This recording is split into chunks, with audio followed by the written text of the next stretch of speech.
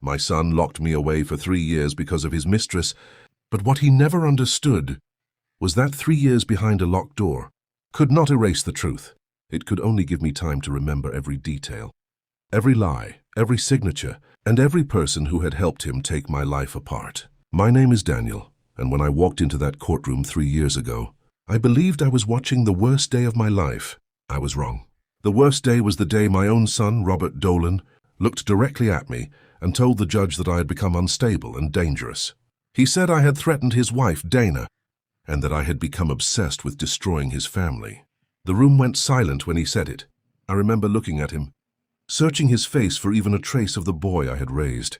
I found nothing. Not guilt, not fear, not regret, only calculation. Robert had prepared everything carefully. Documents had been altered. Conversations had been taken out of context. People who once depended on me suddenly claimed they barely knew me. Even my own home, the house I had spent decades building, was presented as evidence that I had become incapable of taking care of myself. But there was one thing Robert did not know. I had kept a small notebook for years. In that notebook were dates, names, payments, conversations, and business decisions that I had never expected to use against my own family. I kept it because I had always believed that good records protected innocent people. I never imagined those records would someday protect me from my son. My daughter, Millie, was the only person who refused to believe Robert's story. She stood outside the courtroom crying as they took me away, promising me she would find the truth. I wanted to believe her, but I knew how powerful Robert had become. He had money, connections, and a woman beside him who seemed to know exactly how to manipulate him. Her name was Vanessa, and she was not his wife. I had discovered their relationship months before my arrest. I had confronted Robert privately and told him that whatever he was doing, he needed to stop before it destroyed his family. Instead, he decided I was the problem. 3 years later, the prison gate opened. I stepped outside carrying one small bag, an old coat, and a secret Millie had managed to uncover while I was gone. Robert thought I was leaving with nothing. He was wrong. As I stood beneath the morning sky, Millie pulled up beside the gate. She got out, hugged me tightly, and whispered 6 words that changed everything. "Dad, I found what he buried." I looked at her, and for the first time in 3 years, I smiled. Because I knew the truth was finally coming home with me. I stared at Millie after she whispered, "Dad, I found what he buried." For 3 years, I had imagined hundreds of possible explanations for my son's betrayal. But nothing prepared me for the calm certainty in my daughter's voice. She opened the passenger door and told me to get inside. During the drive, she did not immediately explain. She knew I needed to leave the prison behind before she could pull me into another world of accusations and memories. Eventually, she placed a folder on my lap. My hands were shaking as I opened it. Inside were copies of bank statements, property documents, emails, and photographs. At the top was a document bearing Robert's signature. I recognized it immediately. It was connected to a property transaction that had happened 6 months before my arrest. Robert had told the court that I had tried to sell the property without his knowledge. The document in my hands proved something very different. Robert had transferred part of the property into another company, and that company was connected to Vanessa. I looked at Millie. She nodded. "I spent 3 years looking," she said. "At first, nobody wanted to help me. They were afraid of Robert. Then I found someone who had worked for him. That person had apparently kept copies of internal records after becoming suspicious of the company's finances. The records showed that money had been moved through several accounts shortly before my arrest. Some of that money eventually reached an account connected to Vanessa. The amount was large enough to explain why Robert had been so desperate to control the family assets. I felt a cold weight settle in my chest. My son had not simply wanted me out of his life. He had wanted control. But there was something else. Millie showed me an email dated 2 weeks before my arrest. In it, Robert had written to Vanessa that once I was out of the way, everything would become easier. I read that sentence several times. My daughter watched me carefully. "Dad, I don't know what he meant by out of the way," she said. "But I know it wasn't about sending you on vacation." I closed my eyes. I remembered the months before my arrest. Robert had suddenly become interested in my finances. He asked about insurance policies, property titles, retirement accounts, and business documents. At the time, I thought he was trying to help because I was getting older. Now every conversation looked different. Then I remembered one particular evening. Robert had visited my house with Vanessa. Dana was supposedly working late. Robert had asked me to sign several documents. I refused because I wanted my attorney to review them first. Vanessa had smiled and said, "Family should trust family." I had laughed at the time. Now that sentence sounded like a warning. Millie pulled into a quiet parking lot and turned toward me. "There's one more thing," she said. "The person who gave me these records wants to meet you." I hesitated. After 3 years of being treated like a dangerous man, trusting strangers was not easy, but I agreed. That afternoon, we met an older man named Henry, who had worked with Robert for nearly a decade. He looked nervous when he saw me. "Mr. Daniel," he said, "I should have spoken sooner." I asked him why he had waited. He lowered his eyes. "Because Robert made sure everyone believed you would never come back." I felt something change inside me. Robert had built his entire plan around one assumption, that 3 years away would make me disappear. He had forgotten that time could also make the truth stronger. Henry placed a small envelope on the table between us. He told me not to open it until he explained what was inside. I agreed. He said that shortly before my arrest, Robert had instructed several employees to change financial records connected to my property. Henry had questioned him about it, and Robert had become furious. He warned Henry that anyone who interfered would lose their job and face legal trouble. Henry had stayed silent because he was supporting his family and was afraid of losing everything. Then, after my arrest, he began saving copies of documents. "Why now?" I asked. Henry looked directly at me. "Because your daughter kept asking questions. She reminded me that silence was also a choice." He finally pushed the envelope toward me. Inside was a handwritten note from Robert to Vanessa. It was not romantic. It was a plan.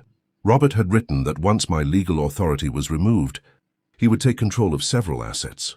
He also mentioned Dana. According to the note, Robert expected his wife to cooperate because she believed she was protecting their marriage. That hurt almost as much as the betrayal itself. Dana had been my daughter-in-law for years. I had treated her like family. I had helped her when she was struggling, attended birthdays, paid for emergencies, and defended her whenever Robert became impatient with her. Yet Robert had somehow convinced her that I was the enemy. Henry told me there was another problem. Vanessa had started demanding more money from Robert. Their relationship had become unstable, and she had threatened to expose everything if he did not give her what she wanted. That meant Robert was no longer controlling the situation. He was trapped by the very person who had helped him create it. Millie leaned forward. "Dad, we could go to the authorities tomorrow." I shook my head. "Not yet." She looked surprised. "Why?" I told her that I had spent 3 years being accused without being heard. I would not make the same mistake by rushing forward with half the story. I wanted every piece. I wanted the complete truth, not revenge. We began reviewing the documents one by one. The deeper we went, the clearer the pattern became. Robert had gradually moved assets, changed access permissions, and isolated me from people who might question him. The final step had been making me appear unstable. He had even used old arguments between us to create a false narrative. I remembered one heated conversation in which I had told him, "One day you will regret choosing money over your family." He had recorded only that sentence. The rest of the conversation was missing. Henry then revealed that someone else had a copy of the full recording. That person was Dinah. I could barely breathe. "But does she know what Robert did?" I asked. Henry said she had recently begun questioning him. Apparently, Dana had discovered unusual withdrawals from their accounts. She had also noticed that Robert was spending more time with Vanessa than he admitted. Millie immediately called her. Dana answered after several rings. Her voice was quiet. When Millie told her I was free, there was a long silence. Then Dinah said, "I need to see Daniel I." That evening we met at a small cafe. When Dana walked in, she looked older than I remembered. She sat across from me, tears already forming in her eyes. "Daniel?" she whispered. "I am sorry, Bun." I did not answer immediately. Then she placed her phone on the table. "I have the recording," she said, "and I think it can prove everything." Dana played the recording without saying another word. At first I heard my own voice. It was the conversation I remembered. But this time I heard everything. I had been angry, but I had never threatened Robert. I had simply warned him that his financial decisions were putting the family business at risk. Then Robert's voice came through clearly. He accused me of trying to control him. I responded that I wanted him to stop transferring money without authorization. Then he said something that made the room feel smaller. "If you won't step aside willingly, I'll find another way." The recording continued for several minutes. He spoke about Vanessa, he spoke about the property. He even mentioned making me appear mentally incapable of managing my affairs. I looked at Dana. She was crying silently. I didn't know the whole plan, as she said. I knew Robert was angry with you, but I never believed he would go this far. I told her that I did not want excuses. I wanted the truth, she nodded. Then she revealed something even more important. Robert had recently discovered that she had copied several of his emails. He had confronted her and accused her of betrayal. She had secretly left the house and was staying with a relative. She was afraid he would destroy her reputation too. I told her she needed proper legal protection and that she should not confront him alone. For the first time, Dana looked relieved. We decided to take everything to an attorney. The next morning, Millie arranged a meeting with a lawyer named Samuel Grant, who specialized in financial fraud and property disputes. Samuel reviewed the documents carefully. He did not promise an easy victory. Instead, he told us that the evidence needed to be organized and verified. He said the strongest case would be built from documents Robert himself had created. Over the next several days, we reconstructed the entire timeline. 3 years earlier, Robert had begun moving money. Then came the secret relationship with Vanessa. Then the pressure on me to sign documents. Then the false allegations. Then my imprisonment. After that, Robert gained control over assets he had previously been unable to access.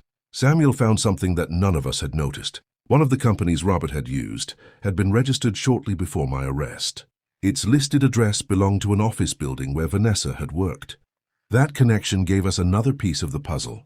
But Samuel warned us not to celebrate too early. Your goal isn't to ruin Robert, he said. Your goal is to establish the truth. His words stayed with me. I had spent 3 years imagining the moment I would confront my son. In those fantasies, I would shout, accuse him, and watch him collapse under the weight of his own lies. But now that the moment was approaching, I realized I wanted something different. I wanted my name back. I wanted my life back. And most of all, I wanted Millie to stop carrying the burden of defending me. Meanwhile, Robert still believed I was powerless. He had begun telling people that I was confused after my release, and that Millie was manipulating me. Then unexpectedly, he contacted me. His message was short. Dad, we need to talk. I stared at the screen for a long time. Samuel advised me not to respond emotionally, so I wrote only one sentence. You're right. We do. I pressed send. Robert replied almost immediately. He suggested meeting at the family house. I agreed. He had no idea that I would not be walking into that house alone. The next morning, Samuel handed me a folder and said, Daniel, today you stop defending yourself and start asking questions. I arrived at the family house with Millie and Samuel waiting nearby. I entered alone. Robert was standing in the living room, exactly where I had once watched him open his first business proposal. For a moment, I saw the little boy who used to run toward me after school. Then I remembered the courtroom. He looked surprised by how calm I was. Dad, he said, you look different. I told him that 3 years can change a person. He tried to smile. I know things got complicated. I interrupted him gently. No, Robert. Things were made complicated. His smile disappeared. He asked whether Millie had filled my head with accusations. I told him that my daughter had given me documents, not accusations. He became defensive. He said Vanessa was irrelevant and that everything he had done was for the family. I asked him why money had moved into a company connected to her. He had no answer. I asked why he had told people I was unstable. He said he had been worried about me. I asked why he had used my own words from a private argument against me. Again, silence. Finally, he said, you don't understand what I was dealing with. I told him I understood more than he thought. He walked toward the window. I was under pressure, he said. Vanessa knew things about me. I was trying to protect my business. That was the first time he admitted her involvement. I asked whether Dana knew. He became angry. Leave my wife out of this. I looked at him. You left her out of your marriage long before I did. He turned sharply toward me. For a moment I thought he might lose control, but instead he sat down. His shoulders dropped. He looked exhausted. I never meant for you to spend 3 years away, he said. That sentence told me everything. He knew exactly what had happened.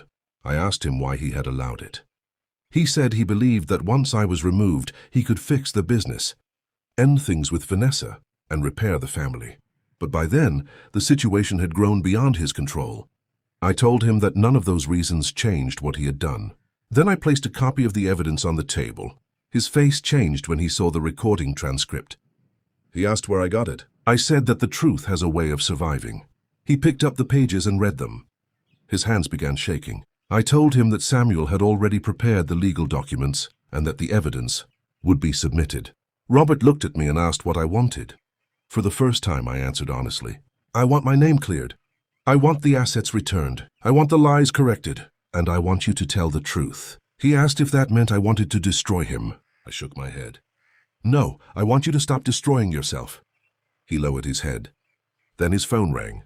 He looked at the screen and immediately became pale. It was Vanessa, he answered. We could hear her shouting through the phone. She demanded money and threatened to expose him. Robert ended the call and stared at me. She has everything, he whispered.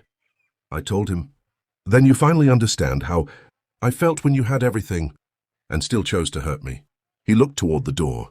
Outside, Samuel and Millie were waiting. Robert knew the next step was no longer mine to control. The legal process began quietly. Samuel submitted the evidence and requested an independent review of the financial records. Robert initially denied everything, but the documents were difficult to explain away. The transfers, signatures, company registrations, and communications created a pattern that could not be dismissed as coincidence. Vanessa eventually hired her own attorney and began cooperating with investigators. She provided additional messages between herself and Robert. Those messages revealed that she had known about the plan to gain control of my assets. She also confirmed that Robert had discussed portraying me as unstable. When I heard this, I felt no satisfaction. I felt sadness. I had spent years believing that my son might someday return to the person he had been. Now I understood that the person I missed had been buried under years of choices. Dana also came forward. She provided the original recording and explained what she knew. Her testimony helped clarify how Robert had manipulated the situation inside the family. Millie was finally able to stop defending me in every conversation. That mattered more to me than the money. One afternoon, Samuel called me into his office. He told me that the court had accepted the evidence for review and that several financial transactions were being challenged. He also told me that the allegations used against me were being reconsidered. Daniel, he said, this is moving in your favor. I thanked him, but I did not celebrate. I had learned that victory can feel complicated when the person losing is your own child. Weeks later, Robert asked to meet again. This time, there was no anger in his face. He looked defeated. He admitted that he had allowed fear and greed to control him. He said Vanessa had convinced him that I would eventually take everything from him. He believed that if he acted first, he could secure his future. I asked him whether he ever thought about Millie. He said yes. I asked whether he ever thought about Dana. He nodded. Then I asked the question that had lived inside me for 3 years. Did you ever think about me? He began crying. He said he had thought about me every night after the court decision. But he was too ashamed to admit what he had done. I told him that regret does not erase consequences. He understood. I did not forgive him immediately.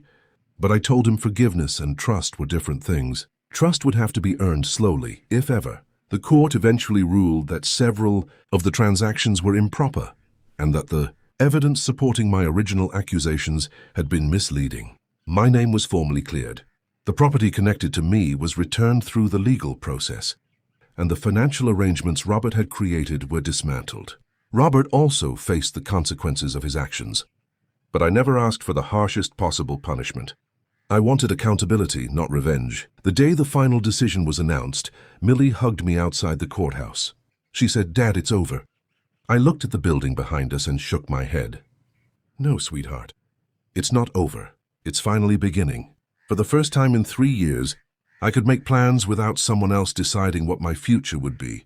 I went home that evening and opened the old notebook that had started this entire journey. I turned to the final page and wrote one sentence. The truth may arrive late, but it does not arrive empty. 6 months after my name was cleared, my life looked completely different. I had moved into a smaller home near Millie. I no longer cared about having the biggest house or the most expensive things. After 3 years of losing my freedom, ordinary mornings felt priceless. I would sit outside with coffee, listen to birds, and remind myself that peace was worth more than revenge. Robert's life had also changed. His business was no longer what it had been. He had lost several relationships, and the people who once surrounded him had disappeared when the money did. Vanessa was gone. Dana had started rebuilding her own life separately, and she visited me occasionally. She and I never pretended the past had not happened. Instead, we spoke honestly about it. As for Robert, he began sending letters. At first, I did not answer. Then Millie suggested that I read them. The letters were not excuses.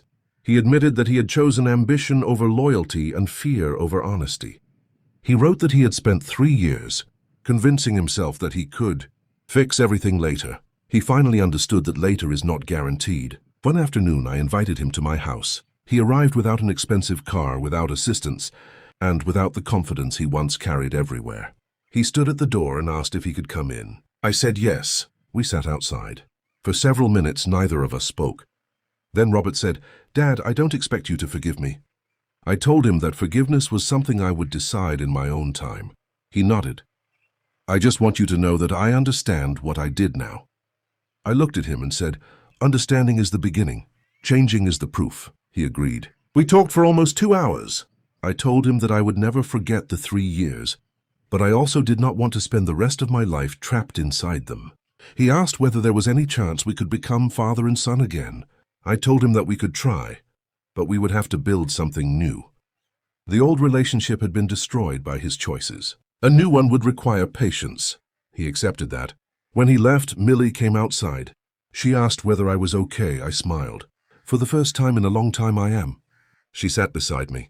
I told her that the day I walked free had not ruined Robert in the way he once feared. It had ruined the version of Robert who believed he could control everyone around him. That was the real consequence. He had lost money, status, and trust.